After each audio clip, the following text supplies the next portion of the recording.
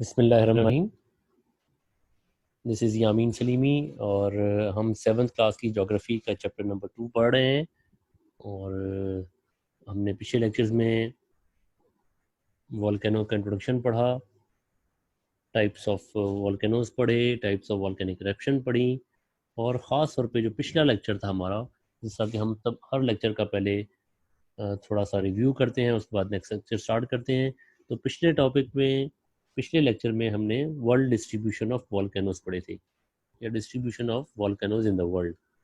तो जिस तरह सिमिल अर्थक्वेक, जिस तरह पैसिफिक प्लेट के अराउंड ज़्यादातर अर्थक्वेक्स आ रहे हैं, इसी तरह वॉल्केनिक इरप्शन भी ज़्यादातर पैसिफिक प्लेट के ही अराउंड है। दुनिया में जो वॉल्केनोज की डिस्ट्रीब्यूशन है वो अर्थ पे भी, लैंड पे भी वॉल्केनोज हैं, ओशन में भी वॉल्केनोज हैं, लेकिन ज़्यादातर वॉल्केनोज कहाँ लोकेटेड हैं?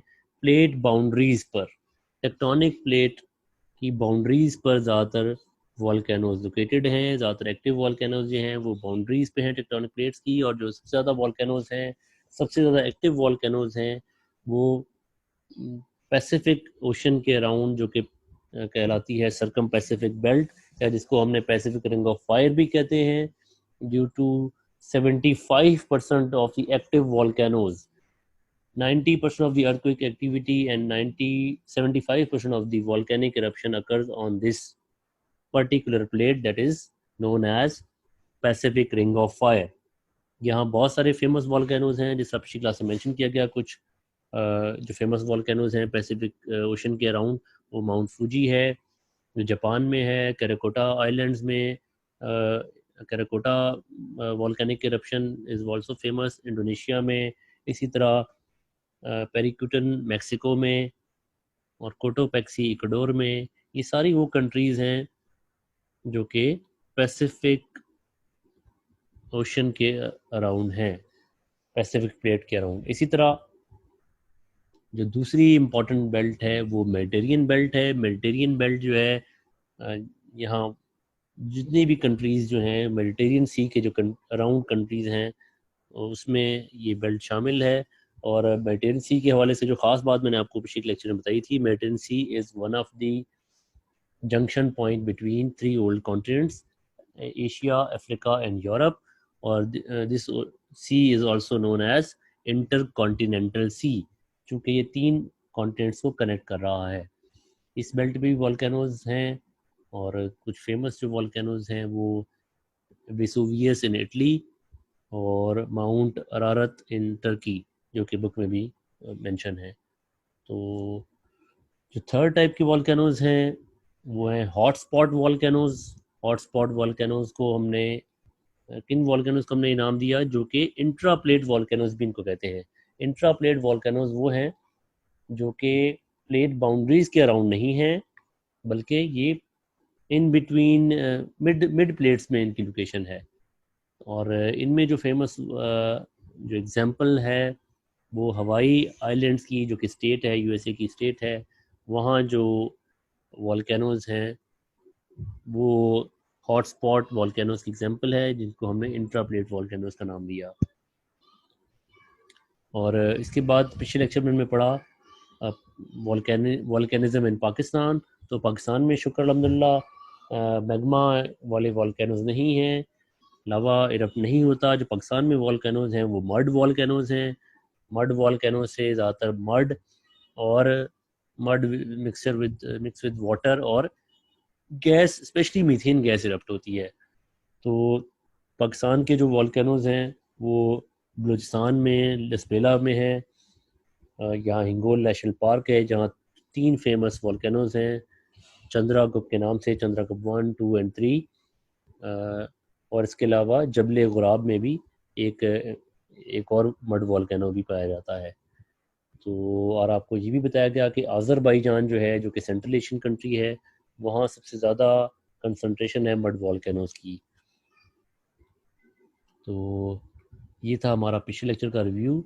आइए स्टार्ट करते हैं आज का लेक्चर, जिसमें हम पढ़ेंगे कि जो इम्पोर्टेंट इम्पैक्ट्स हैं वॉल्केनोज के, impacts of volcanoes on human beings as well as on environment. और जिस तरह अर्थक्वेक में हमने पढ़ा, ये जो फर्स्ट 2 चैप्टर्स हैं they are very similar in many ways. बहुत सारी हेडिंग सिमिलर्स हैं, वर्ल्ड डिस्ट्रीब्यूशन भी ज़ाहिर एक जैसी है, तकरीबन एक जैसी है, इम्पैक्ट्स भी उसमें भी हेडिंग थी, इसमें भी इम्पैक्ट्स की हेडिंग है.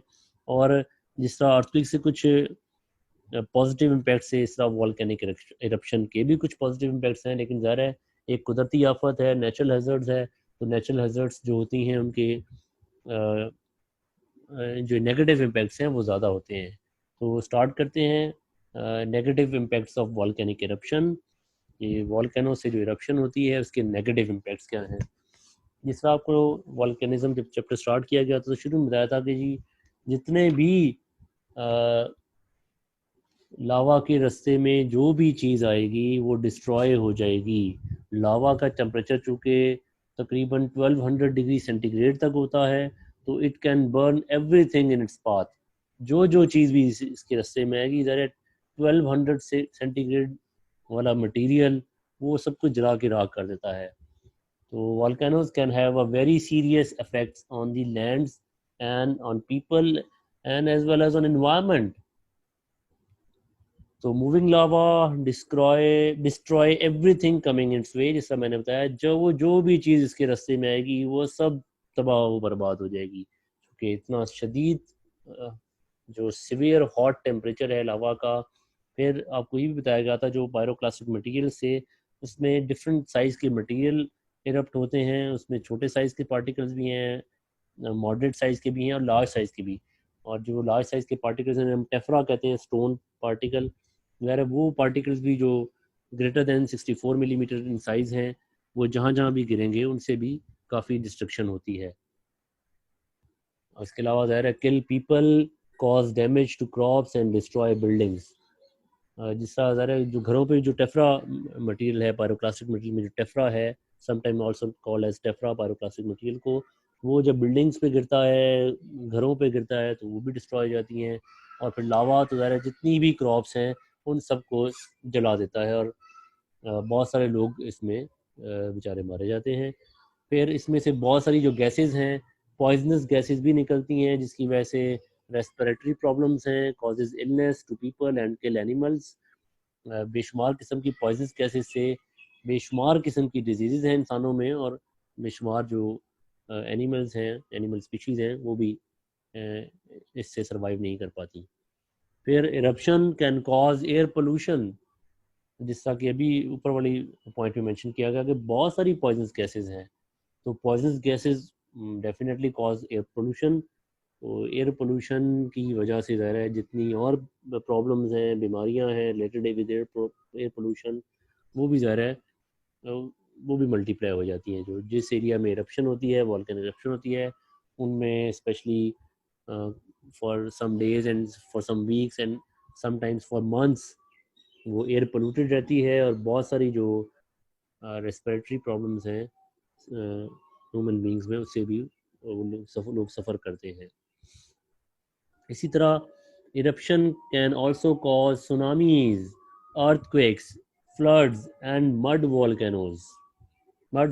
फ्लोज.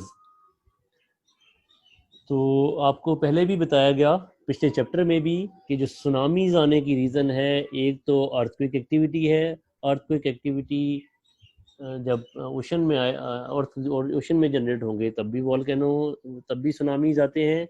और जब वॉल्केनोज ओशन में इरप्शन होगी, वॉल्केनो जो ओशन में है वहाँ जब इरप्ट होंगे तब भी सुनामी आते हैं. और सुनामी के भी ज़ाहिर आप पढ़ चुके हैं कि बहुत सारे सीरियस इम्पैक्ट्स हैं ह्यूमन लाइफ पे, और ज़ाहिर एनवायरनमेंट पे भी. बहुत सारे लैंड फॉर्म्स डिस्टर्ब होते हैं, डिस्ट्रॉय होते हैं, चेंज हो जाते हैं.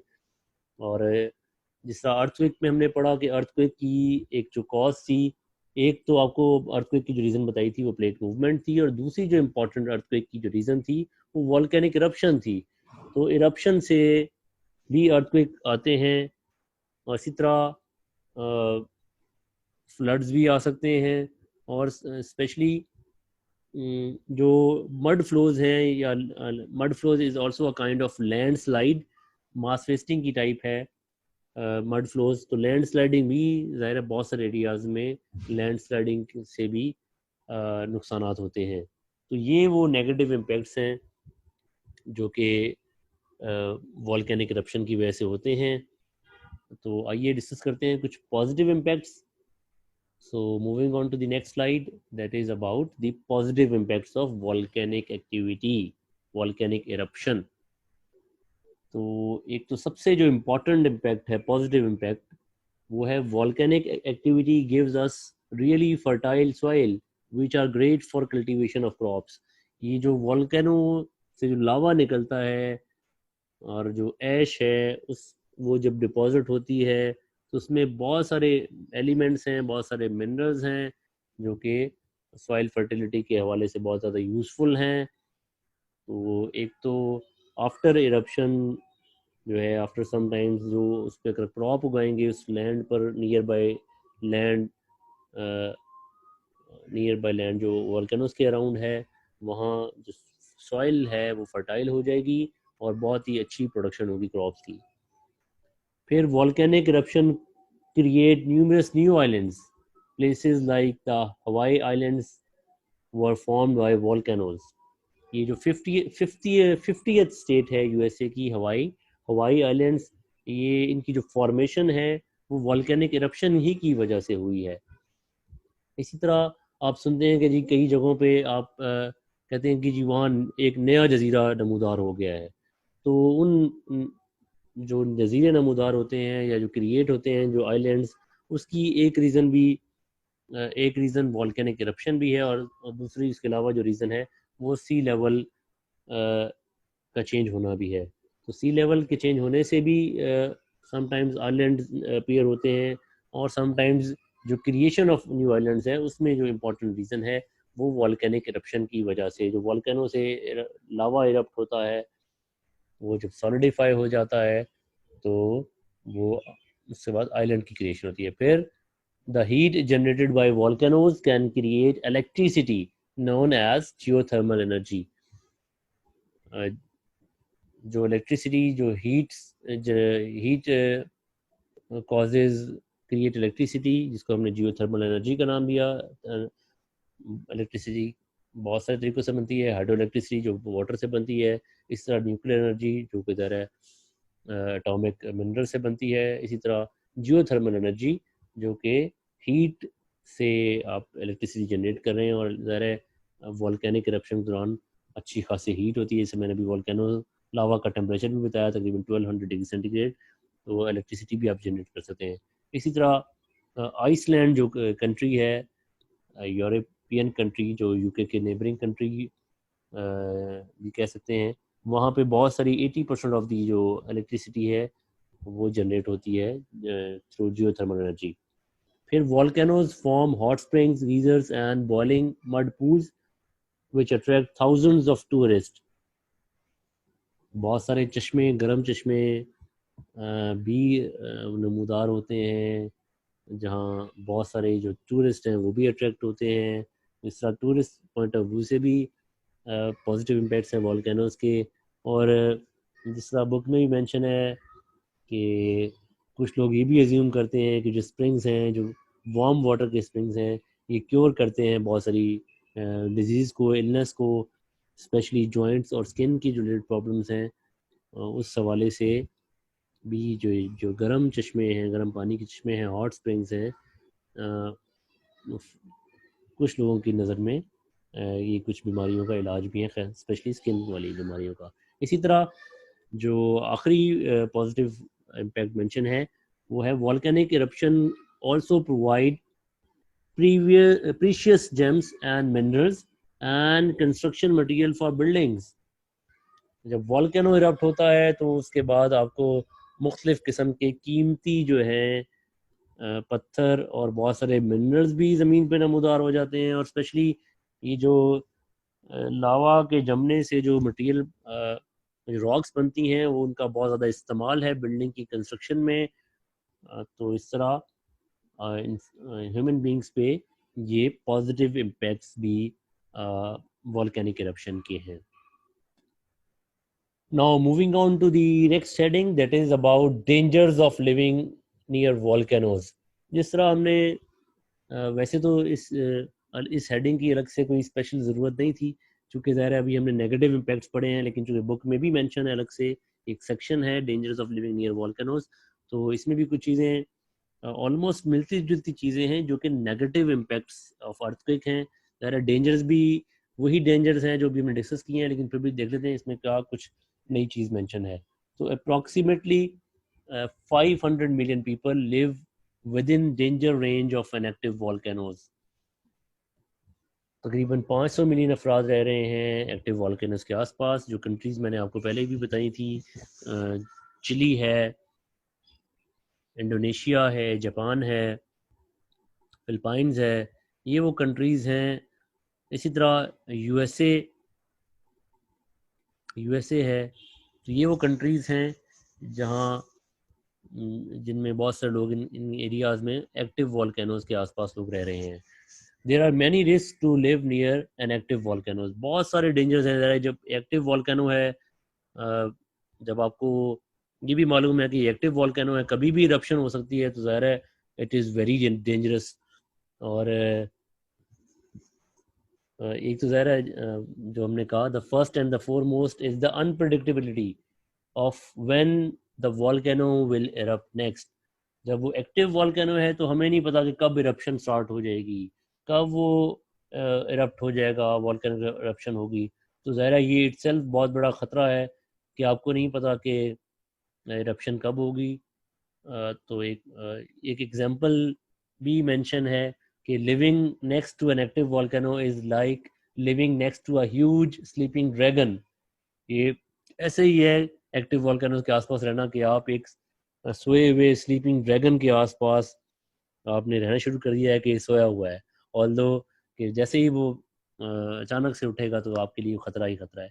तो एक्टिव वॉल्केनो के आसपास रहना भी उतना ही खतरनाक है जितना एक स्लीपिंग वाइल्ड एनिमल के आसपास रहना।